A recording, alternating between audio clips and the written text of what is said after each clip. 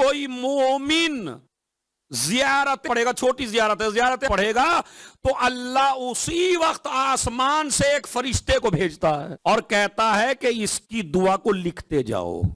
یہ جو پڑھ رہا ہے یہ زیارت، اسے لکھتے جاؤ. اب اس دعا کو اور زیارت کو وہ فرشتہ لکھ لیتا ہے. اس کے بعد بسم اللہ الرحمن الرحیم دیے کہ جنہوں نے آپ کو آل محمد کے فضائل بتائے. اب یہ جو ایک کتاب ہے جس کا نام ہے مفاتیح الجنان. مفاتیح الجنان عباس قمی کی کتاب ہے. عباس قمی بڑے مخلص عالم دین تھے، بہت ہی مخلص تھے، بہت ہی مخلص. اور ان کے خلوص کا ایک واقعہ میں آپ کو بتاؤں کہ جس شہر میں یہ رہتے تھے اس شہر میں امام جمعہ کوئی اور تھے، اور انہوں نے اپنی جوانی میں ایک کتاب لکھی تھی جس میں مرنے کے بعد کے حالات لکھے تھے، جس کا ترجمہ منازل آخرت کے نام سے اردو میں بھی موجود. ذرا غور سے سنیے گا، بہت بڑی بات ہے. تو منازل آخرت کے عنوان سے وہ کتاب ہمارے پاس موجود. انہوں نے کتاب لکھی، اب وہ کتاب ان کے گاؤں میں بھی پہنچی، ان کے شہر میں بھی پہنچی. ہمارے چھپوا کے باپ کو نہیں پتا کہ میرے بیٹے نے کتاب لکھی. اب وہ جو امام جمعہ تھے وہ کتاب لے کے واعظ و نصیحت کرتے تھے اور سارا انہی کی کتاب سے لے کے پڑھتے تھے. اور ان کے ابا روز آ کے ان سے کہتے تھے ارے بیٹے تم بھی کچھ کر لو، ارے بیٹے دیکھو تو صحیح وہ امام جمعہ کتنا بہترین ہے اور کتنی اچھی اچھی روایتیں سناتا اور اتنی اچھی اچھی واعظ و نصیحت کرتا ہے اور اتنی اچھی اچھی باتیں کہتا ہے. اب اگر ہم جیسا ہوتا کوئی یا آپ جیسا، اگر میں کسی میں سے آپ کا شعر بھی پڑھ دوں اور تمہارا نام نہ بتاؤں تو یہیں کوہنیاں مار کے بتاؤ گے محفل کے بعد میرا ہی تو تھا. ہوتا نہیں ہوتا. یہ تو ہمارے خلوص کی حد ہے کہ اگر میں کسی کی ایک بات نقل کر دوں یا کسی کا شعر پڑھ دوں تو وہ بتاتا پھرے گا چاروں طرف، وہ کہے گا یہ میرا ہی تو ہے جو مولوی صاحب نے پڑھا جس پہ اتنی داد ملی نے. مطلب تم یہ نہ سمجھنا کہ مولوی صاحب کا ہے، یہ ہے مطلب اصلی تو یہ میرا ہی تو ہے. اور کبھی کبھی تو ایسے بخرات ہوتے ہیں چاہے اپنا نہ بھی ہو وہ اپنا ہی بنا کے پڑھ دیتے ہیں اسے، یہ میرا ہی ہے. اب باپ کہتا ہے بیٹے سے بیٹا میں نصیحت کرتا ہوں، ارے کتنا اچھا واعظ و نصیحت کرتے ہیں، کتنا اچھا کرتے ہیں، مگر یہ ہے خلوص. اپنے باپ سے بھی نہیں بتایا کہ میری ہی کتاب سے پڑھ رہے ہیں. ارے مجھے اندازہ تو کریے بھائی، اما جس علی کے غلام اتنے مخلص ہوں تو واقعی انہوں نے اپنے باپ سے تذکرہ نہیں کیا، بالکل بھی نہیں بتایا کہ ابا جی وہ کتاب تو میری تو لکھی ہوئی ہے. اتنا خلوص تھا اس عالم میں. یہاں سے خلوص کی انتہا دیکھیے بس اس کے. جب انہوں نے یہ کتاب لکھی مفاتیح الجنان، آج مفاتیح الجنان سے اچھی کوئی کتاب نہیں ہے. کربلا اگر آپ کو جانا ہے تو کربلا جانے کے لیے مفاتیح الجنان آپ کے پاس ہونی چاہیے. مکہ جانا ہے مفاتیح الجنان ہونی چاہیے. مدینہ جانا ہے مفاتیح الجنان ہونا چاہیے. کاظمین جانا ہے مفاتیح الجنان ہونا چاہیے. کسی بھی روزے پہ جائیں گے تو آپ کو ضرورت پڑے گی مفاتیح الجنان کی. ہر امام کے مسائل، ہر امام کی زیارت کے آداب، ہر امام کی زیارت، ہر امام کے روزے میں جانے کا طریقہ سارا اگر کسی کتاب میں آپ کو ملے گا تو کہاں میں ملے گا؟ مفاتیح الجنان میں. یہ کتاب اتنی مشہور کیوں ہوئی؟ بھائی یہاں سے سنیے آپ. اس کتاب کی شہرت کی وجہ یہ ہے کہ دنیا میں جتنے بھی رائٹر ہوتے ہیں وہ رائٹر اپنی کتاب کو لکھے یا اپنے باپ کو گفٹ کرتے ہیں یا اپنی ماں کو ہدیہ کرتے ہیں یا اپنے استاد کو ہدیہ کرتے ہیں، مگر انہوں نے اس کتاب مفاتیح الجنان کو لکھے نہ ماں کو ہدیہ کیا نہ باپ کو ہدیہ کیا، بلکہ کہا پروردگار میں یہ ہدیہ پیش کرتا ہوں صدیقہ طاہرہ حضرت فاطمہ زہرا کی خدمت میں. اللہم صلی ان کی خدمت میں یہ کتاب ہدیہ کر رہا ہوں. اسی لیے اس کتاب کی اتنی زیادہ شہرت ہوئی چونکہ یہ منسوب ہے کس سے؟ بی بی زہرا سلام اللہ علیہا سے. یہ مفاتیح الجنان منسوب ہے. اب جب بھی آپ روزے میں جائیے تو آتے بھی اس کتاب کو لے کے ہیں اور جاتے بھی اس کتاب کو لے کے ہیں. جب یہ بیمار ہو گئے اور حضرت امیر المومنین کے روزے میں نہ جا سکے تو ایک دن کہنے لگے ہائے میں اتنا محتاج ہو گیا اپنے امام کے روزے میں نہیں جا پا رہا ہوں. کہنے لگے آپ سے زیادہ تو کوئی روزے میں جا ہی نہیں رہا. اس عالم کی بھی لطافت دیکھیے، سب سے زیادہ تو آپ ہی جا رہے ہیں. کا کیا مطلب؟ کا ہر زائر کے ساتھ جا رہے ہیں اور زائر کے ساتھ نکل رہے ہیں، اس لیے کہ آپ کی لکھی ہوئی کتاب. اب اگر ایسے علماء کو بھی آپ جیسا بے پڑھا آدمی گالیاں دینے لگے تو سمجھ رہے آپ؟ آج کل فیشن چلا علماء کو گالیاں دینے کا. حلیے تو بگڑے ہوئے ہیں اپنی شکلوں کے. ایسے لوگ ہیں وہ ان کی شکلیں بھی بگڑی ہوئی ہیں خدا کی قسم. اب ہیں بڑے مولائی. اما جس کی شکل ٹھیک نہ ہو وہ خاک مولائی ہوگا بھائی. علی کے چاہنے والوں کے چہروں پہ نور ہوتا ہے, پھٹکار نہیں ہوتی. اور ان کے تو چہرے بھی بگڑے ہوئے ہیں. نماز ایک وقت کی نہیں پڑھتے, روزے سے انہیں کوئی مطلب نہیں ہے, اپنے کام سے انہیں کوئی مطلب نہیں ہے, منہ میں نہ جانے کس طرح کے گٹکے اور کبیر سے بھرا ہوا ہے, اور خالی گلیوں میں بیٹھے ہیں مولوی اور علماء کو گالیاں دے. بڑے عالم, بڑے مولائی ہیں. کہاں کے مولائی ہیں؟ علی نے کوئی پاگلوں کے لیے ہاسپٹل نہیں کھولا ہے. علی کو جذباتی آدمی نہیں چاہیے. علی کو یا سلمان چاہیے, یا ابوذر چاہیے, یا مقداد چاہیے. فیشن چل گیا. جا کے دیکھیں ہندوستان پاکستان میں, یہاں تو بہت اچھے حالات ہیں بھائی, اور ان کے لیے آپ چپ یہ تو مولائی ہیں. وہ کہاں کے مولائی ہیں بھائی؟ مطلب مولا کی کون سی بات ہے جو ان میں ہے آپ کو نظر آ رہی ہے؟ ان سے بڑا جھوٹا کوئی نہیں, ان سے بڑا مکار کوئی نہیں. پیسہ کسی کا ہاتھ میں آ جائے تو یہ چھوڑے نہیں, اور پھر ہے یہ مولائی. اور مجتہد ان کو گالیاں دیتے ہیں بڑے مولائی ہیں جی. 4 نعرے لگانے سے مولائی نہیں بنتا, امانت داری سے مولائی بنتا ہے.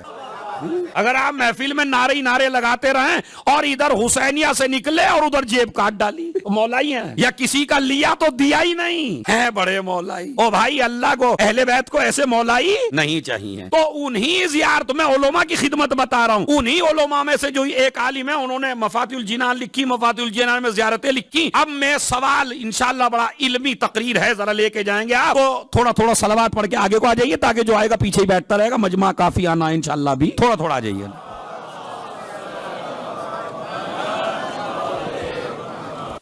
ایک صلوات اور اچھی سی پڑھ دیں بھائی.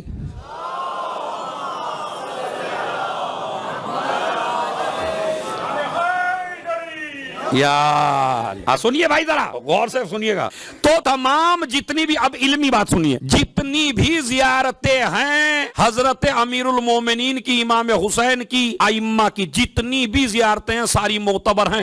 مگر سب سے معتبر زیارت کون سی ہے جی؟ ماشاءاللہ سب سے ساری معتبر ہیں, مگر اس میں بھی لیول ہوتے ہیں نا, درجے ہوتے ہیں. سب سے زیادہ معتبر اگر کوئی زیارت آج ہمارے پاس ہے تو اس کا نام ہے زیارت امین اللہ. اور یہ امین اللہ چوتھے امام کی زیارت ہے. چوتھے امام نے بتایا میرے دادا کو سلام کرو تو کیسے کرو. واقع کربلا کے بعد امام سجاد نے اس زیارت کو تعلیم کیا ابو بصیر کو. ابو بصیر صحابی ہے امام کا. امام مدینے سے آتے تھے, لگائیا, مدینے سے آتے تھے باقاعدہ مسجد کوفہ, اور مسجد کوفہ سے جب تو قبر بنی بھی نہیں تھی, ظاہر بھی نہیں تھی, اور پھر جاتے تھے اپنا اونٹ ایک جگہ باندھتے تھے, اور باندھنے کے بعد پھر اپنے دادا کی قبر پہ جاتے تھے اور سلام کرتے تھے, السلام علیکم یا امین اللہ فی ارض, ان الفاظ میں. ابو بصیر کی پہلی ملاقات کوفے میں ہوئی ہمارے چوتھے امام سے. اب یہ بتائیے, جس کی پہلی دفعہ امام سے ملاقات ہو تو کیا کرے گا ایک دم سے؟ اگر آج کی رات آپ کی امام زمانہ سے ہو جائے ملاقات, اور تیرا رجب ہے, ایسے میں تو ہو ہی سکتی ہے نا. اور خدا کی قسم آپ میں سے کئی ایسے ہوں گے جن کا ایمان مضبوط ہے, جن کو ہوئی بھی ہے مگر پتہ نہیں ہے. سمجھ رہے؟ یہ تو اس وقت پتہ چلے گا جب امام آئیں گے, تو آپ ہی میں سے مومن کہیں گے ہم نے محفل میں اپنے برابر میں دیکھا تھا. تو امام زمانہ سے ملاقات ہو جائے مثلا تو کیا کریں گے؟ سب سے پہلا کام ہے جی سجدہ. بھائی یہی تو ہے نا, یہ سب سے پہلا کام. ایک دم سے مولانا صاحب سجدے میں گر پڑے, تو یہی ابو بصیر نے کیا. ادھر امام زین العابدین سے ملاقات, ادھر سجدہ. مگر امام جو ہے وہ مولوی الگ ہے, امام الگ ہے. مولوی مصلحت میں چپ ہو جاتا ہے, امام مصلحت میں چپ نہیں ہوتا. امام نے کہا خبردار مجھے سجدہ نہ کرنا, سجدہ میرے خدا کو ہے. اسی لیے ہر زیارت کے پیچھے جو دعا ہے اس میں لکھا ہوا ہے سجدہ غیر خدا کے لیے جائز نہیں ہے. اب آپ کہتے ہیں جناب میں تو علم کے سامنے کرتا ہوں, اور میں تو امام حسین کے روزے میں کرتا ہوں, اور میں تو یہاں کرتا ہوں, تو اس کی بھی وجہ سن لیجئے.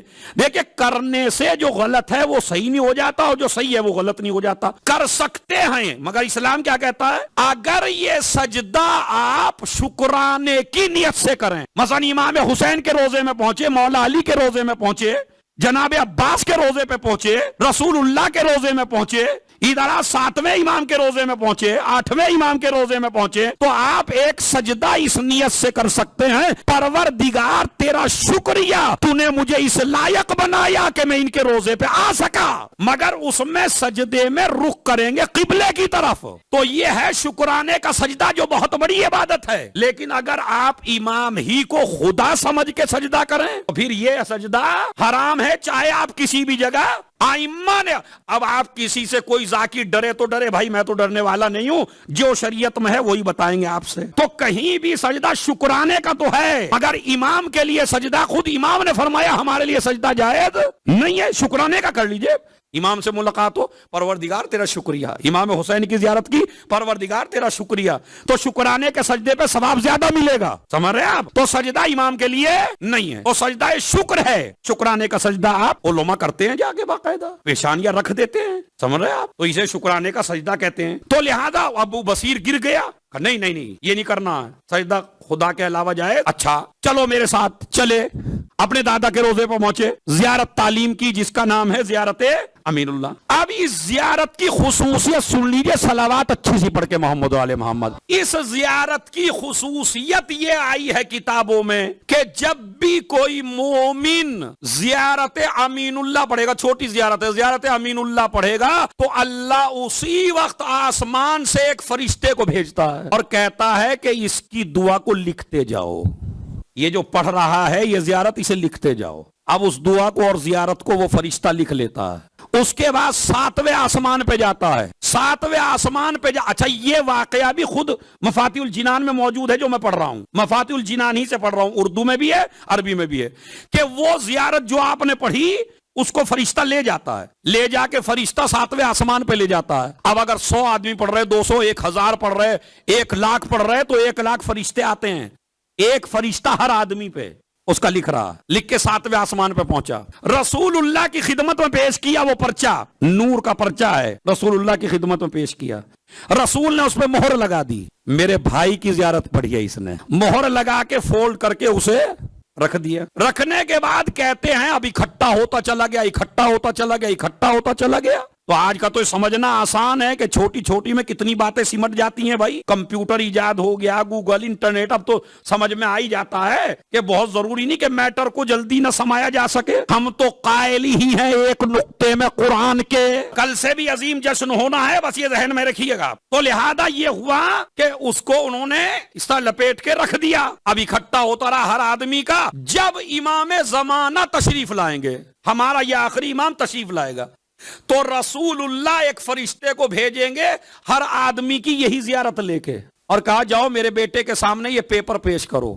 اب وہ فرشتہ ان پیپر کو لے کے آئے گا، اب اس میں رسول اللہ کی مہر لگی ہوئی ہے، اس آدمی نے اتنی بار زیارت امین اللہ تلاوت کی ہے۔ اب یہ رسول کی مہر کے ساتھ امام زمانہ نے فرشتوں کو اور انسانوں کو حکم دیا جاؤ اس بندے کو لے کے آؤ۔ اب اگر وہ زندہ ہوگا تو زندہ کو لائیں گے، اگر قبر میں سو رہا ہے تو قبر سے اچھے انداز میں بہترین سواری پر بہترین عزت کے ساتھ۔ اب یہ بتائیے اگر کوئی بڑا آدمی کسی کو بلائے تو اپنے حساب سے تیاری کر کے بلاتا ہے، ارے میں کیا کروں بھائی، اب بلانے والا ہے علی کا بیٹا امام زمانہ، اور حکم دیتے ہیں بڑی عزت کے ساتھ لانا۔ اب اس مومن کو عزت کے ساتھ امام زمانہ کے زمانے میں لایا جا رہا ہے، جب امام ظاہر ہو چکے ہیں، امام اس کے پیپر پڑھتے ہیں، پیپر پڑھنے کے بعد تو نے ہمارے دادا کی زیارت پڑھی ہے تو ہماری آرمی میں شامل ہو جا۔